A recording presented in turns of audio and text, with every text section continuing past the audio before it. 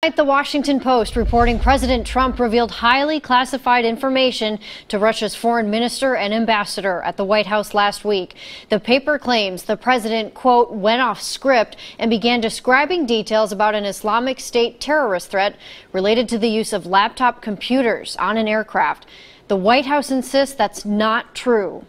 There's nothing that the president takes more seriously than the security of the American people.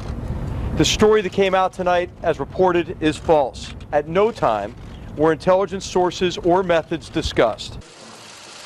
The information the president reportedly talked about is said to have come from a U.S. ally and was considered so sensitive that it had not been shared with any other country. Well, tonight our Cole Miller did speak to a political analyst here in Oregon, and he joins us with more on that perspective. Cole? Well, Jennifer, Jeff, right now we're looking really at a he said, she said type of situation, though. Trump administration strongly denying this, as you just heard. Regardless, though, that political analyst, he tells me this could have a real impact here at home and abroad. There are cases where talking with, for instance, the Russian ambassador about classified things may make sense, but it has to be in a very controlled way. And the reports that we're getting right now is this was Trump basically bragging. Political analyst and Pacific University professor Jim Moore tells me presidents, when just getting into the swing of things, sometimes open their mouths when they shouldn't. You check with your professionals on what you can talk about and not talk about.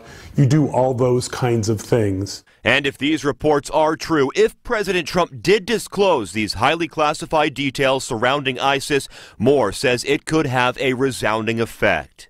The fallout is that our allies are going to look at us and have real problems. As in, it's possible they could be very leery in sharing intelligence in the future. And at home, Moore says Republicans are already taking notice. They're going to be very, very concerned about this.